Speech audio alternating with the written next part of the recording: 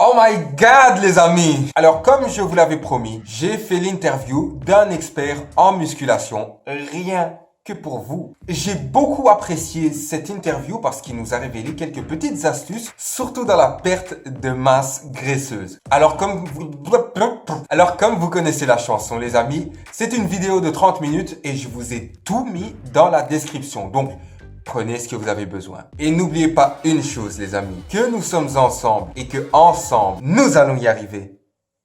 Nous allons commencer très simplement parce que j'aimerais bien que les gens sachent s'identifier à toi. En fait, tu pratiques, Théo, depuis 10 ans de la musculation. Yes. C'est-à-dire que tu as fait 8 ans de recherche sur l'entraînement et la nutrition sportive.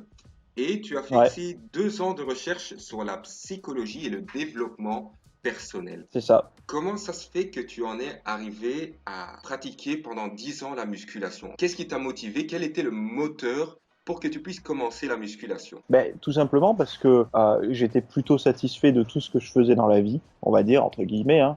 Avec les filles, avec les potes, tout ça, il n'y avait pas de problème. Et quand je me mettais, si tu veux, devant le miroir et tout, je me disais, putain, il y a quelque chose à faire en Mhm, plus, là. Je mhm. savais pas quoi, si tu veux. Moi, pour moi, tu me disais musculation, je connaissais pas du tout.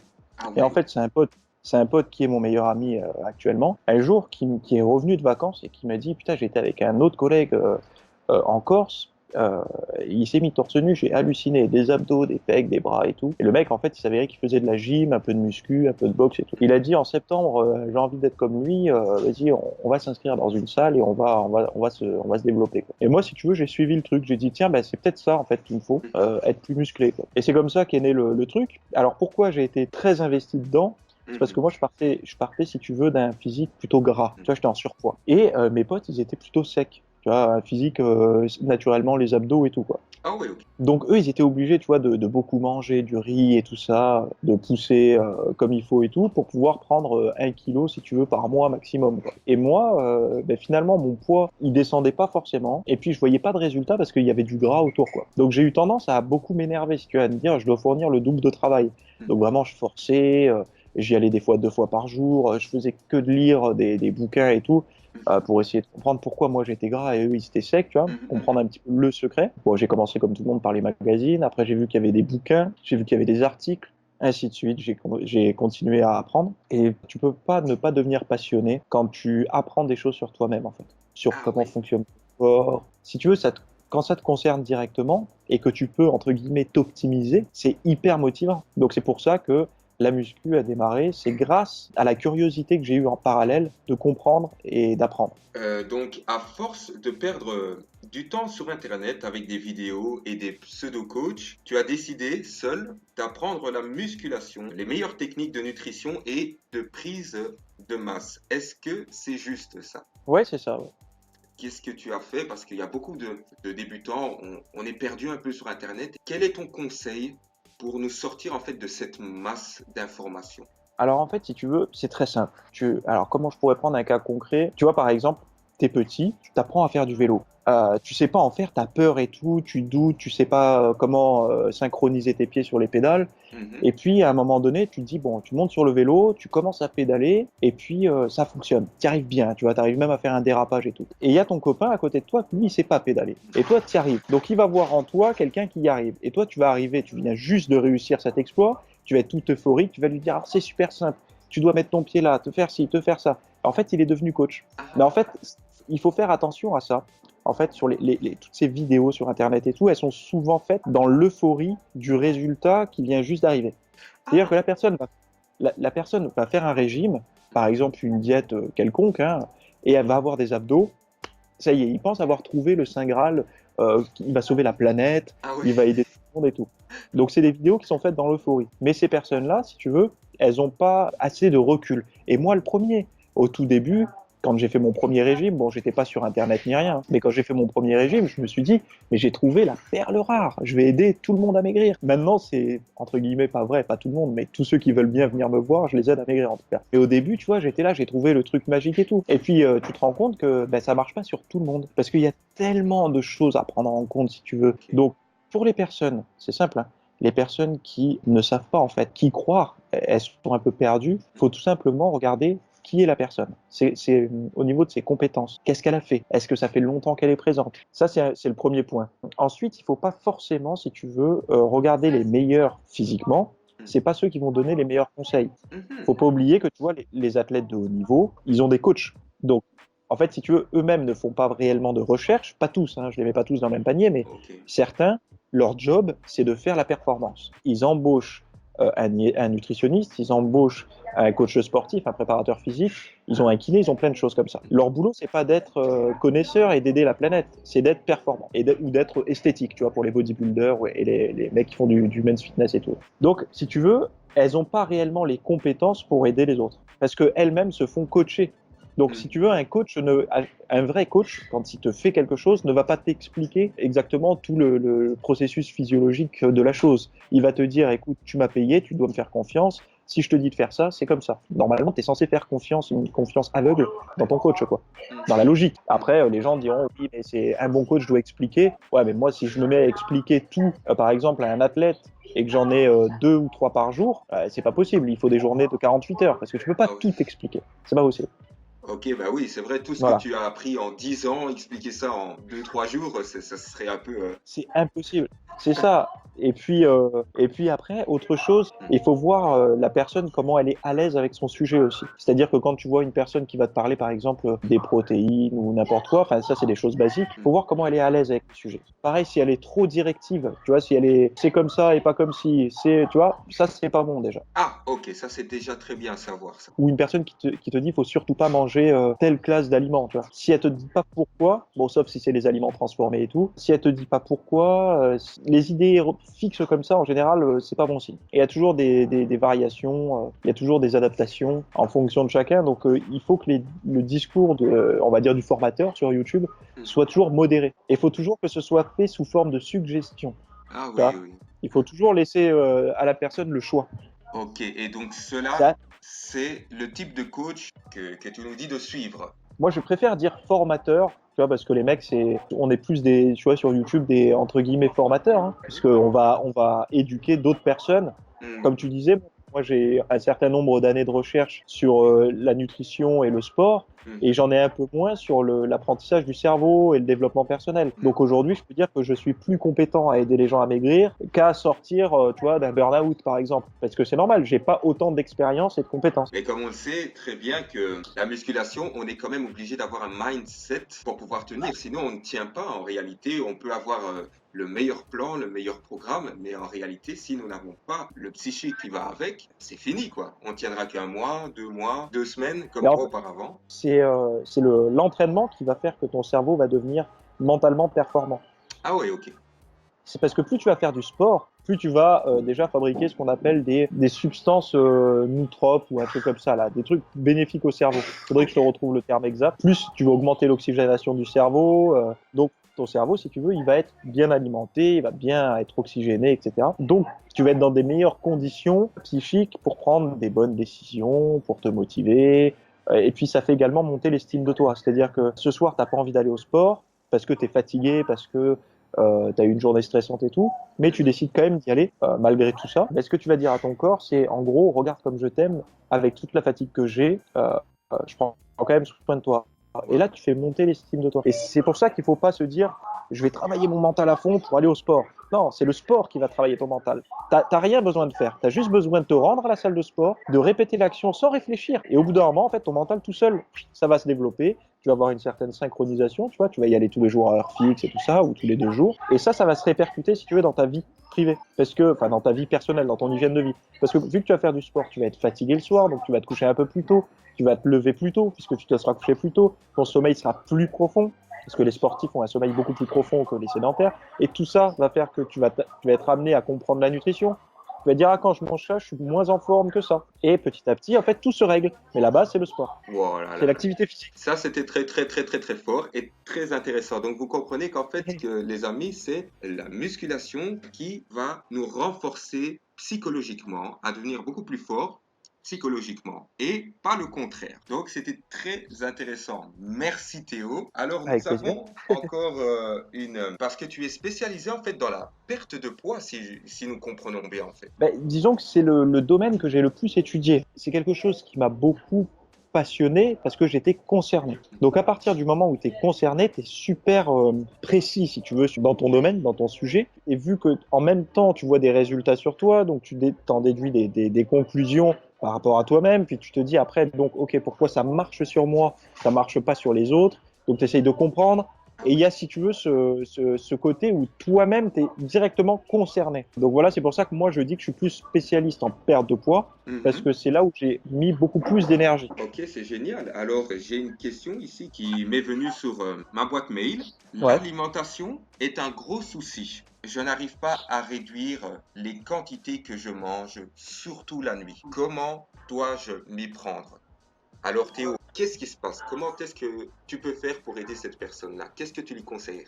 C'est pareil, tu vois, il y a plusieurs cas de figure. Premier cas de figure, tout simple, la personne mange de mauvaise qualité le soir, donc à son dernier repas de la journée, son repas programmé, on va dire, mange mal. C'est-à-dire qu'elle va manger par exemple des glucides à fort index glycémique, je sais pas si ça te parle, Oui. mais des glucides un petit peu trop. Voilà, donc ça c'est le premier cas. Donc du coup, elle va, pendant les 20 minutes qui vont suivre pas l'entraînement, le repas, elle va se sentir plus ou moins bien, et puis après, hypoglycémie, elle va avoir faim. Donc ça va la réveiller, la personne, si elle s'est endormie, elle va aller grignoter et tout. Deuxième cas de figure, la personne peut manger trop faiblement par rapport à, par exemple, si elle s'est entraînée juste avant le repas du soir, la personne s'est entraînée juste avant, elle mange pas assez de calories. Tu vois, elle reconstitue pas assez ses réserves, au moins pas de glycogène parce que tu les fais pas en un repas, mais elle se comble pas son déficit, sa faim, quoi, si tu veux. Donc elle peut avoir très faim pendant la nuit aussi, se lever, grignoter. Après, tu as le cas de figure où la personne est dans une spirale infernale.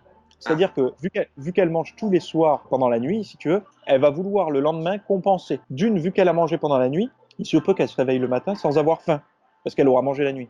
Donc du coup, elle va sauter le petit déjeuner déjà. Ensuite, le repas du midi, elle va vouloir continuer de compenser son écart de la nuit, donc elle va manger plus léger. L'après-midi, elle prendra peut-être pas de collation ou alors un truc très léger. Elle ira s'entraîner intense et voilà, elle va répéter la boucle. Cette personne n'aurait pas réellement un problème de manger la nuit de manière supplémentaire à des repas normaux. C'est juste qu'elle a décalé son rythme alimentaire. Il faudrait que peut-être que cette personne essaie de tenir au moins une nuit sans manger, le lendemain matin de faire un bon petit déjeuner avec pas mal de graisse, pas mal de protéines, etc. Une dose en glucides modérée selon son objectif. Et toute la journée, comme ça, qu'elle essaye d'ingérer des calories, au moins jusqu'au moment où elle va s'entraîner. Et là, qu'elle refasse une déduction. Ensuite, il y a autre chose, c'est l'addiction aux écrans, si tu veux. Donc, que ça soit les jeux vidéo, YouTube, Netflix, tous ces trucs. Durant la nuit, passé un certain stade, on a tous faim, quelle que soit notre alimentation. Si tu fais veiller une personne, passer minuit par exemple, tu vas être sensible, tu vois, à te prendre un petit carré de chocolat, à vouloir manger un petit truc, parce que ça, mine de rien, ça fait déjà quelques heures, si tu veux, que tu es sorti de table et tu commences à avoir faim. Donc quand tu dors, cette petite légère faim, cette gourmandise, tu la ressens pas. Mais par contre, dès que tu es éveillé, la solution serait peut-être aussi de se mettre un couvre-feu et d'essayer de se coucher, voilà, de pas dépasser 11h, 11h30 le soir, quoi. Ok, donc vraiment de se coucher beaucoup plus tôt et faire attention de ne pas reproduire en fait le mauvais cycle qu'on s'était C'est ça. déterminé. Mais comment alors reprogrammer notre cycle? Comment sortir de cette spirale en fait? Alors, si c'est plus dur pour elle d'arrêter de manger la nuit que de manger le matin, ce qu'elle va devoir faire, c'est même si elle mange, par exemple, admettons, la personne nous écoute, ce soir, elle veut essayer d'appliquer les conseils. Eh ben, elle se laisse aller, elle mange ce soir, comme elle fait d'habitude, elle n'arrive pas à se retenir, donc elle mange. Par contre, le matin, quand elle se lève, elle se force à manger, à déjeuner, à faire un gros petit déjeuner, limite à s'écœurer. S'écœurer, entre guillemets, c'est-à-dire qu'elle va devoir manger un repas normal, mais vu qu'elle a mangé durant la nuit, elle aura moins faim. Un petit déjeuner normal va peut-être l'écœurer. Ensuite, le midi, elle mangera normal en fonction de ses objectifs sportifs, etc. Elle fait ses collations et tout ça, et elle regarde si le soir, c'est pas beaucoup plus simple de tenir, du coup. Waouh, Théo, écoute, j'aimerais bien aussi que tu nous parles aussi de ta zone membre coach.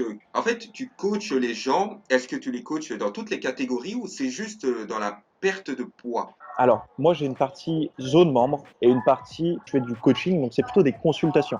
Comme tu irais voir, si tu veux, un thérapeute. Tu vois. La personne me raconte son histoire, etc. Et je vais, avec mes connaissances, la guider au mieux. Ça peut être une personne qui souhaite prendre de la masse musculaire, qui souhaite perdre du gras, qui souhaite se maintenir, qui souhaite retrouver la forme, qui peut même avoir besoin de discuter avec quelqu'un de passionné comme lui. Il y a de tout. Et c'est pour ça que c'est plutôt des consultations. Alors, je suis pas coach, tu vois, tu m'appelles, tu as un programme, tu l'appliques, voilà, sans rien comprendre. Le but, c'est vraiment qu'il y ait cet échange et que la personne, en fait, devienne le plus rapidement possible autonome. Là, je vais dévier sur la zone membre. La zone membre, c'est le but ultime de la zone membre, c'est de rendre chaque membre autonome. C'est-à-dire que la personne n'a pas besoin de faire appel à un coach pour avoir un programme. Qu'elle ait, à chaque fois qu'elle ait une problématique, un questionnement, qu'elle trouve une petite vidéo, enfin une petite vidéo, les vidéos elles font quand même une demi-heure à chaque fois, mais Super. une vidéo qui va traiter son sujet en détail. Donc la personne va avoir, elle prend des notes, elle a juste à appliquer. Parce que je lui donne pas une méthode, je lui donne des outils. Et surtout, je m'adresse aux personnes qui ont pas les moyens de se payer un coach. Un coach, tu vois, à 50 € de l'heure, c'est cher. C'est pas tout le monde qui peut le faire. Surtout que c'est pas remboursé par la Sécu. Hein. Et ça, c'est vrai.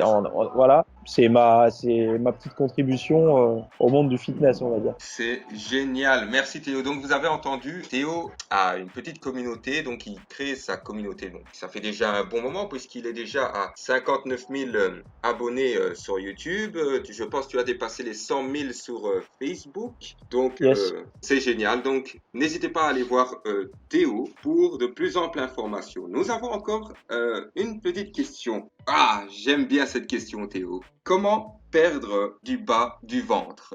T'as dû souvent l'entendre, celle-là. Alors, il faut savoir que tous les individus vont stocker du gras de manière un petit peu différente. Donc, par exemple, il y a une personne qui va stocker plus sur les bras, plus sur les pectoraux, plus sur le ventre, plus sur les cuisses. Tu le vois, par exemple, une nana va avoir plus tendance à stocker sur les fesses et sur les jambes. Exact. Un garçon, tu vois, il pourra être mince, mais avec du ventre. Ouais, c'était mon cas aussi. Voilà, donc tu vois, si tu veux, qu'il y a ces inégalités. Même les hommes entre eux peuvent avoir, il y a des mecs qui vont stocker dans les fesses et d'autres sur tout le corps. Enfin, tu vois, il y a ces répartitions graisseuses qui sont aléatoires. Il faut savoir une chose, c'est que quand tu vas faire un régime pour perdre du poids, cette zone où tu stockes principalement du gras sera la dernière à sécher. Oh!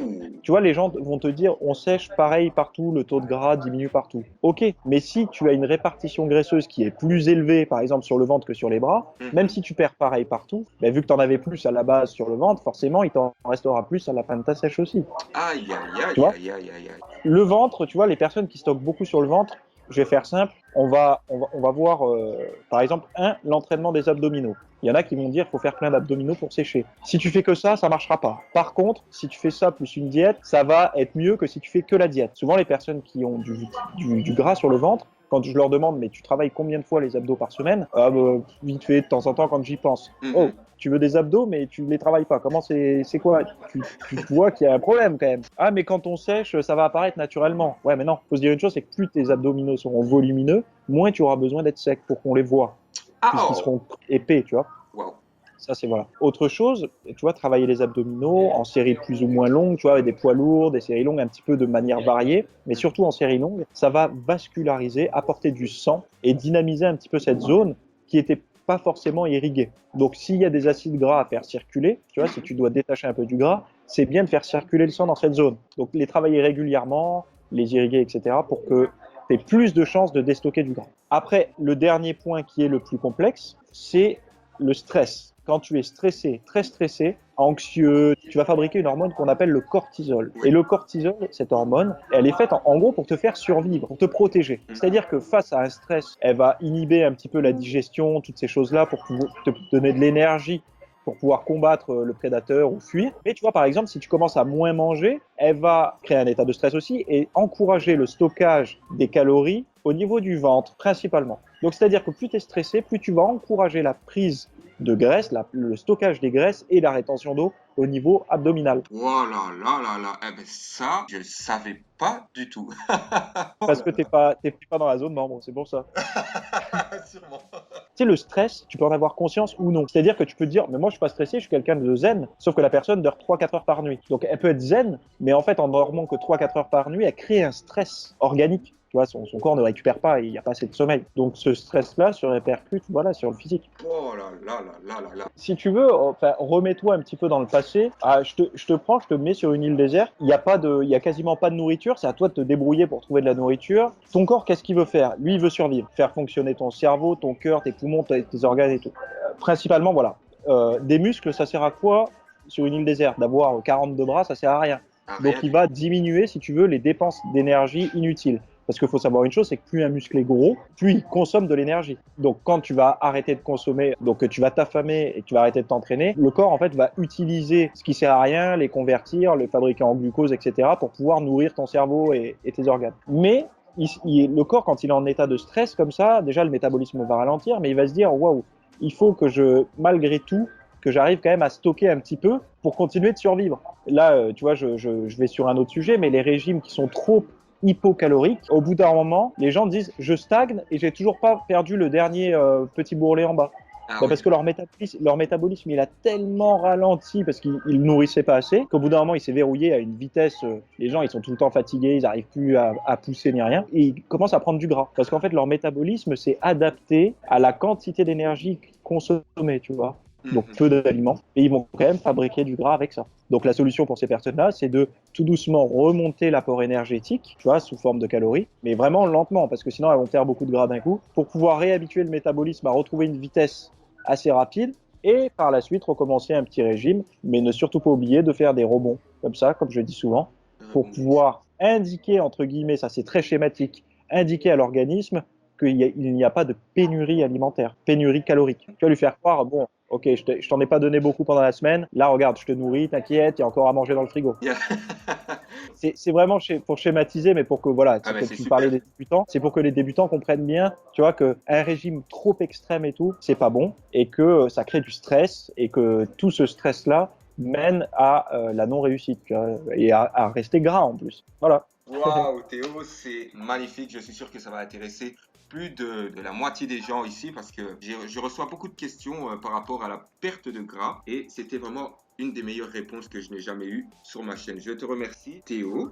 La petite Avec grand question plaisir. suivante, c'est une question aussi que moi je te pose personnellement. Que veulent dire les courbatures après un jour de sport? Est-ce que c'est un signe que je travaille bien mes muscles ou est-ce un autre signe? Qu'est-ce que cela veut dire exactement? Alors, bah, les courbatures, si tu veux, déjà, c'est un signe que tu as eu un bon étirement, on va dire, pour la partie musculaire. Tu as bien détruit des fibres musculaires. C'est-à-dire que si tu fais un entraînement avec des charges relativement élevées, ton niveau de force maximum, tu t'en approches, tu fais des négatives, des étirements assez accentués, en plus ceux qui rajoutent volontairement des étirements après la séance, eux, ils peuvent avoir beaucoup de courbatures. Deuxième cas de figure, la personne va s'entraîner à la brûlure. Tu sais, ces séries très très longues où ça brûle, par exemple les épaules et tout. Oui. Là aussi, tu peux provoquer avec tout cet acide présent qui va venir te ronger un peu là, et ben ça aussi va provoquer des courbatures. La brûlure musculaire, tout simplement, tu vois. Ok. Pas la congestion, la brûlure musculaire. La brûlure musculaire, en général, quand tu atteins un échec, quand tu fais à la brûlure musculaire, c'est jamais un vrai échec. C'est un échec parce que c'est trop douloureux. Mais c'est pas le même échec que l'échec au développé couché où tu peux plus monter. Pareil pour les mollets. Tu sais, quand tu travailles les mollets, au bout d'un moment, ça te brûle tellement que tu arrêtes. Mais si tu n'avais pas cette brûlure, tu pourrais continuer. Donc ça aussi provoque des courbatures assez intenses, tu vois. Donc les courbatures, c'est pas uniquement musculaire. Il n'y a pas que le muscle qui courbature, qui est douloureux. Ok. Mais par contre, c'est sûr que avoir des courbatures le lendemain d'une séance, j'aime bien dire que c'est un bon indicateur, tu vois, qu'on a été soit suffisamment intense, soit qu'on a suffisamment cassé sa routine. Parce que ça veut dire que, si tu veux, le corps a besoin de s'adapter à cette contrainte, tu vois. Surtout si on n'a pas été dans des extrêmes. C'est-à-dire que tu peux avoir des courbatures. Si je reste toute la journée le bras à un poteau comme ça, en étirant mon pec, le lendemain, je vais avoir mal. Mais c'est pas très intelligent, si tu veux. Par contre, si tu es normal, où tu vas faire plusieurs exercices et que le lendemain, tu as des courbatures, tu peux te dire, bon, là, à ma séance, j'ai quand même bien donné. Mais il faut pas croire que si tu n'as pas de courbature, tu n'as pas déchiré de muscle non plus. Elles sont pas obligatoires, en fait, si tu veux. Mais on va dire que plus tu avances dans l'expérience, par exemple, plus tu as d'années de pratique, souvent les personnes disent, moi, j'ai plus de courbatures. Mais en fait, c'est parce qu'elles sont rentrées dans une routine. Tu vois, elles font toujours les mêmes exercices. Le corps, en fait, il s'est complètement adapté à leur forme d'entraînement, à leur traumatisme, etc. Donc, quelque part, il y a plus de dégâts. Par contre, ces personnes-là, tu leur dis, OK, maintenant, tu vas faire autre chose. Tu vas t'entraîner autrement, avec un autre protocole, tu vois. Et là, les personnes, elles redécouvrent les courbatures. Il y a un nouveau phénomène d'adaptation.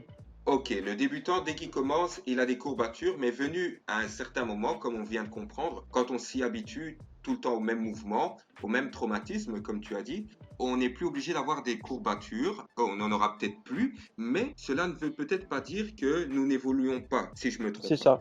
Ok. Voilà. Après, de toute façon, la progression, comment elle se fait, c'est l'évolution des charges.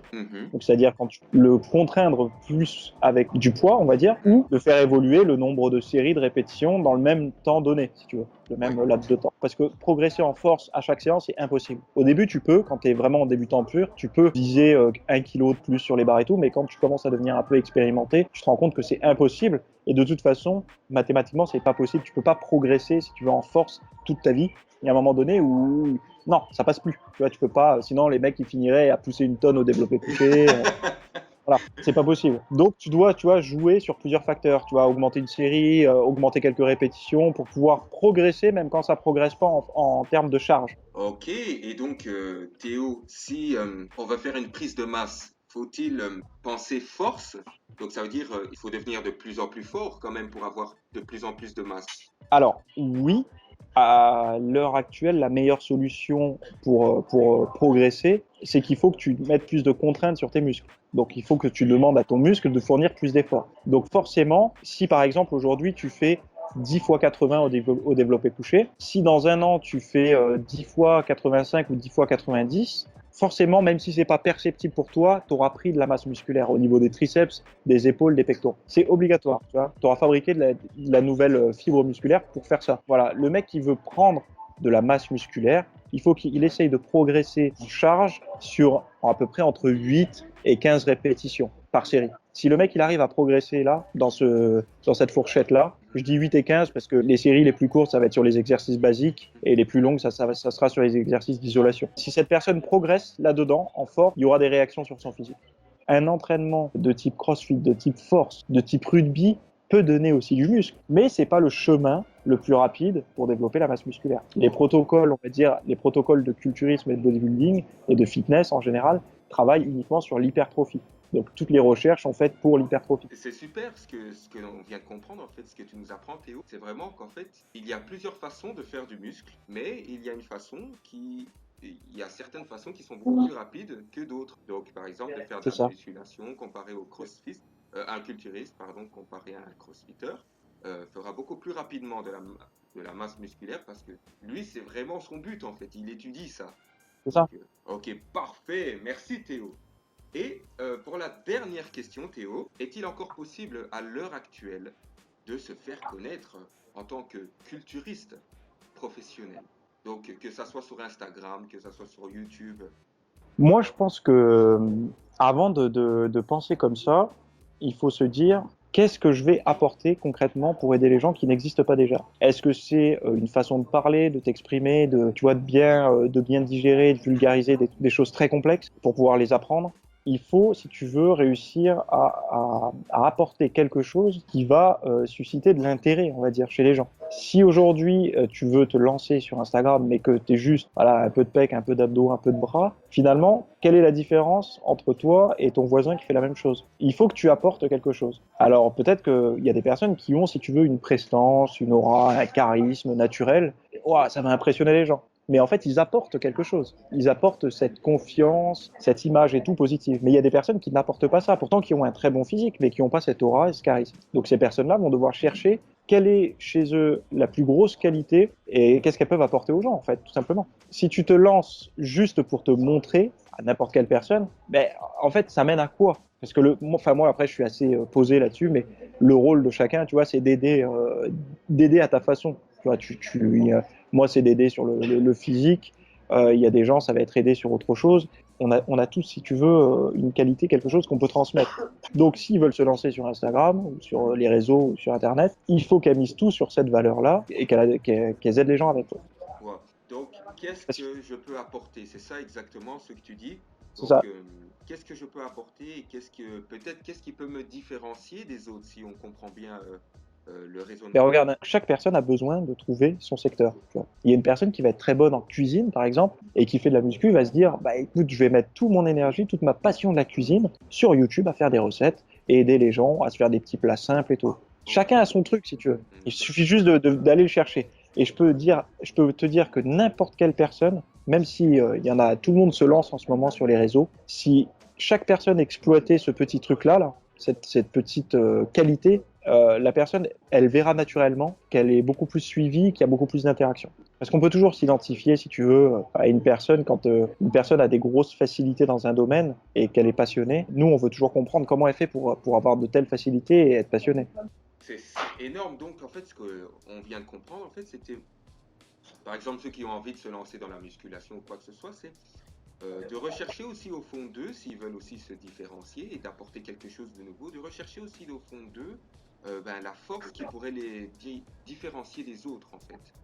Donc par exemple, comme voilà, si je suis bon à la cuisine, pourquoi pas allier musculation et cuisine dans une idée originale, montrer peut-être des plats différents. C'est ça. En fait, ce qu'il faut se dire, c'est que quand les gens vont sur les réseaux sociaux, tu vois, sur Instagram et tout ça, qu'est-ce qu'ils attendent? C'est d'avoir de la reconnaissance, quelque part. Tu vois, voilà, avoir des likes, des partages et tout. Donc, ils attendent qu'on leur apporte quelque chose. La question qu'il faut se poser, c'est qu'est-ce que toi tu apportes avant que les autres puissent t'apporter quelque chose? Qu'est-ce que tu apportes? Une image, un physique, voilà, t'apportes rien à part, je te dis, si tu as un fort charisme, mais c'est pas tout le monde ça. Tu vois, c'est pas tout le monde qui peut. Ces gens-là, en général, ils sont vite reconnus, ils font du théâtre, ils sont acteurs ou mannequins, mais c'est pas tout le monde qui est comme ça. Donc, si t'as pas la chance d'avoir ce charisme naturel et cette gueule naturellement qui plaît, qui fait de l'interaction, il faut que tu trouves ce que tu apportes.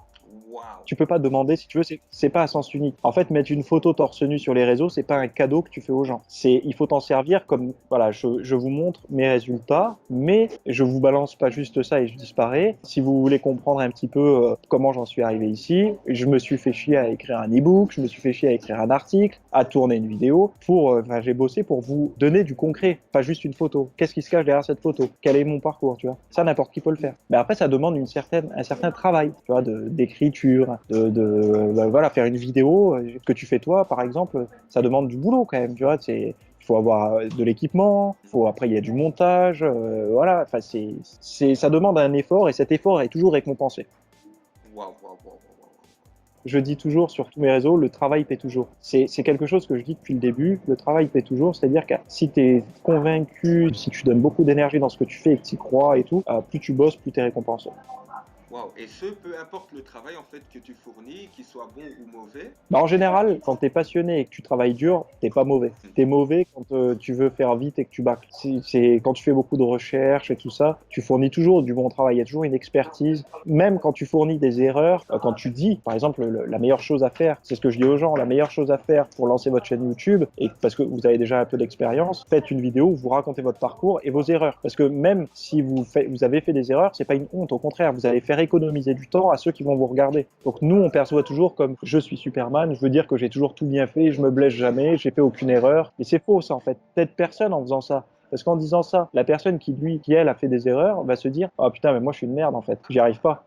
Et j'arriverai pas à m'identifier à cette personne exactement. Voilà, alors que se dire ah mais lui aussi il a fait toutes ces conneries et regarde où il est arrivé maintenant. Mais en fait je peux y arriver aussi. C'est très important tu vois de reconnaître ses erreurs et tout et surtout publiquement pour que les autres puissent te faire redescendre d'un niveau si tu veux et se dire c'est accessible. C'est voilà, lui il a merdé aussi, il y arrive maintenant. Ok, j'avais fait une vidéo liée sur YouTube d'ailleurs sur le surentraînement où j'avouais clairement que je m'étais grillé à faire n'importe quoi à l'entraînement et tout. Mais cette vidéo elle a beaucoup marché, tu vois au niveau des commentaires, des retours. Parce qu'il y avait ce message, si tu veux, où je me livrais. Et ça marche bien. Donc, alors, vraiment, ce qu'on peut retenir de cette dernière question, c'est soyons nous-mêmes, cherchons notre point fort et qu'est-ce qu'on pourrait apporter aux autres sans se cacher derrière une image qui est totalement fausse, qui n'est pas nous-mêmes. Mais non, en fait, soyons nous-mêmes, soyons ouverts. Et c'est comme ça que ça fonctionnera le mieux en termes de retour et en termes de vues. Et donc voilà, c'est ça comme ça en fait qu'on pourra créer tout doucement sa petite communauté, quoi. Merci Théo. Alors un petit mot pour tous ceux et celles qui aimeraient commencer la musculation à partir d'aujourd'hui, après avoir vu cette interview que je fais de toi. Aurais-tu un petit mot pour eux? De leur dire que déjà, faut pas qu'elles s'y mettent pour suivre une mode ou une tendance ou quoi. Déjà, faut qu'elles aient conscience, ces personnes-là, que à partir du moment où elles vont se déplacer jusqu'à la salle de sport, elles vont déjà commencer à prendre soin non seulement de leurs muscles, de leur corps, de perdre du gras, mais aussi de prendre soin de leur cerveau. Ça, c'est important. L'activité physique au quotidien, c'est super bénéfique pour le cerveau. Donc, en fait, c'est un cercle vertueux. Elles n'ont même pas conscience de tous les apports positifs qu'elles vont avoir. On va dire que le physique, c'est juste le haut de l'iceberg. Mais tout ce qui est en dessous, tous les bénéfices qu'il va y avoir au niveau du corps, des interactions avec les gens, quand elles vont aller chercher du travail et qu'elles vont avoir un physique athlétique, elles vont pas avoir le même retour avec le recruteur, l'employeur et tout, que si elles étaient en surpoids. C'est normal. Tu vois, cette image que tu dégageras quand tu auras un bon physique, ce sera pas la même chose. Donc il va y avoir toutes ces petites améliorations dans leur vie qu'elles vont se mettre à percevoir au fur et à mesure de leur progression, qui sont pas uniquement basé sur c'est la mode de faire de la muscu, donc je m'y mets maintenant. Il faut vraiment que ça soit se dire, de toute façon, le sport, l'activité physique, tous ceux qui regardent cette vidéo, il faut vraiment en être conscient. Il faudrait que ce soit comme se brosser les dents tous les jours, si tu veux, ou respirer. Tu vois, j'en parlais avec un pote, c'est comme respirer. Ça ne viendrait pas à l'idée d'arrêter de respirer. Eh ben, ça ne devrait pas devenir à l'idée d'arrêter de pratiquer de l'activité physique. Parce que c'est aussi important pour ta santé. Et après, de toute façon, pour le physique, oui, forcément, si tu es en surpoids ou si tu es trop mince, c'est une très bonne solution pour te faire sortir de problèmes de confiance en toi ou quoi. Ça, c'est clair. Waouh! Donc voilà, Merci beaucoup, Théo. Donc, avec plaisir. voilà, donc vous pouvez retrouver Théo, tout sera dans la description. Et donc, je te remercie encore d'avoir accepté cette interview. Avec grand plaisir. Et voilà, je te dis à la prochaine. À bientôt et merci.